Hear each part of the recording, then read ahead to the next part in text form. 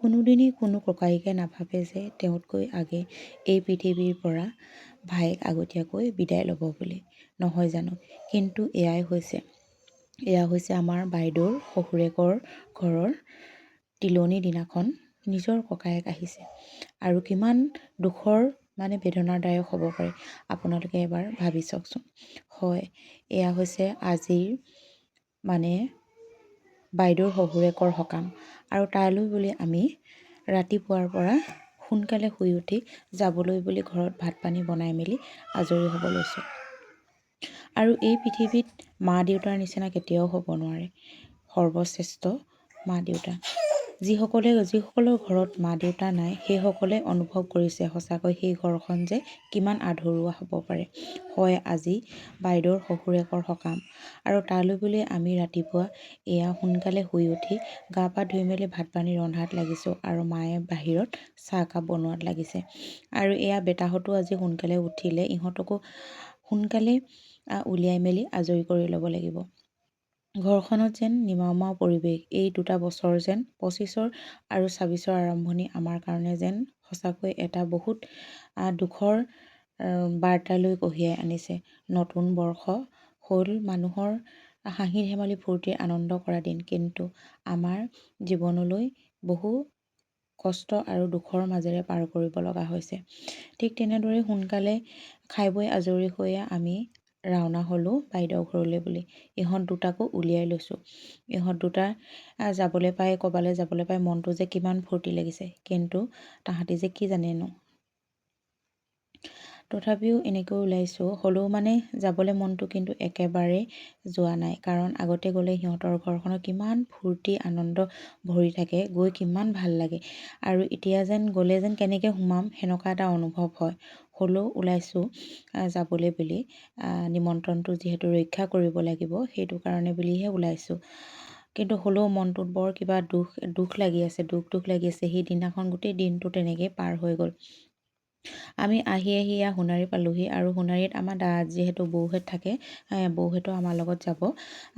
বৌৰ 2 নম্বৰ ছোৱালীজনী হাই secondary final দিছে। তাহাঁতৰ কাৰণে আমি গেটতে বাহিৰতে ৰৈ আছোঁ সোণাৰীতে।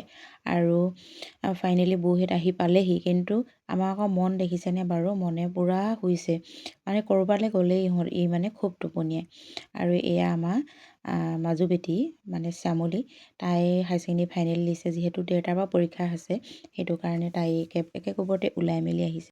আৰু আমিও আমাৰ মাক আমি খুব কম সময়তে হেৰুৱাইছিলোঁ। যিহেতু 9ত পঢ়ি থাকোঁতে মই মোৰ মাক হেৰুৱাইছিলোঁ। আৰু এই বৌ যে এতিয়া বহিছে গাড়ীত, সেই বৌ আৰু ডাঙৰ বৌক যিহেতু এতিয়া আমি হেৰুৱালোৱেই। আৰু এই বৌয়ে আমাক প্ৰতিটো ক্ষেত্ৰতে, প্ৰতিটো সময়তে আমাক ছাটোৰ দৰে থিয় হৈ আমাক আগুৱাই নিয়াত সহায় কৰিছিলে। সেইকাৰণে তেওঁৱে আমাৰ কাৰণে মাও হৈছে, বৌও হৈছে, বায়ো হৈছে, সকলোখিনি বুলি ক'ব পাৰে। আৰু আমি আহি পালোহি এয়া সকামৰ ঘৰত। এয়া বাইদেউ পূৰা ব্যস্ত। যদিও তাত বহি আছোঁ, কোনোবাখিনিত যেন তেওঁ আহি মাতিবহি সেনেকুৱা অনুভৱ হৈছে। যিহেতু খুব ধেমেলীয়া প্ৰকৃতিৰ মানুহ আছিলে, তেওঁ খুব ৰসাল আছিলে। আৰু তেওঁ যেতিয়াই আমি যাওঁ ঘৰখনত বহুত এটা আনন্দময় পৰিৱেশ সৃষ্টি হয়। সেইটো কাৰণে সেই মুহূৰ্তখন যেন তেওঁলোকৰ ঘৰলৈ গৈছোঁ যে, কিন্তু বহুত আৱেগিক হৈ, মনত বহুত আৱেগিক হৈ পৰিছোঁ। আৰু এয়া ভকত বৈষ্ণৱসকলে কাম কৰিছে। যিহেতু আকৌ গধূলিৰ ভাগলৈ নাম কীৰ্তন আছে, আৰু তাৰ কাৰণে ইয়াত যিহেতু এতিয়া দিন দীঘল হৈ আহিছে, সেইটো কাৰণে অলপ সোনকালে ভাঙিলে। এয়া ভকতসকলেও লাহেকৈ ভাত পানী খোৱা মেলাৰ ব্যৱস্থা কৰিছে। তেওঁলোকেও এতিয়া খাই বৈ আকৌ ৰাতিৰ কাৰণে তেওঁলোকে আহিব। আৰু এয়া হৈছে ডাঙৰ ভিনদেউ আৰু এয়া হৈছে সৰু ভিনদেউ। আৰু এয়া ভকতে বিদায় লৈছে, যিহেতু ৰাতিলৈ পুনৰ আহিব। এই মুহূৰ্তখন কিন্তু যেতিয়া ভকত বিদায় দিয়া মুহূৰ্তখন সঁচাকৈ বহুত আৱেগিক পৰিৱেশৰ সৃষ্টি হৈছিলে।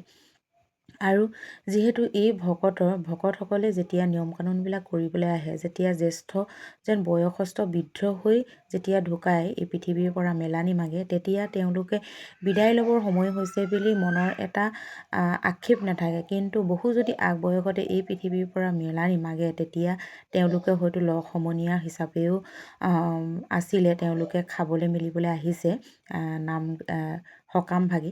আৰু তেনেকুৱা মুহূৰ্তখন সঁচাকৈ তেওঁলোকৰ খুব চাগে মনত পৰিছে। সেইটো কাৰণে তেওঁলোকো আৱেগিক হৈছে আৰু ঘৰখনৰ পৰিৱেশটো তেনেকুৱা হৈছে। তাৰপিছত আমি তেনেকৈ বিদায় ল'লোঁ তাৰ পৰা আহি, আৰু লগতে নন্দাজনীৰ ঘৰতো পৰীক্ষাৰ খবৰ লৈ আহিলোঁ। আৰু এয়া ইহঁতক বৌহঁতকো ইয়াত থৈ যাবলৈ লৈছোঁ, যিহেতু কিবাকিবি বাইদেউ ঘৰৰ পৰা প্ৰসাদ দি পঠিয়াইছিলে, প্ৰসাদ চসাদ কিবাকিবি দি পঠিয়াইছিলে। আৰু সেইটো কাৰণে তাহাঁতক তাত থৈ মেলি আমি এতিয়া ঘৰলৈ বুলি ৰাওনা হ'লোঁ।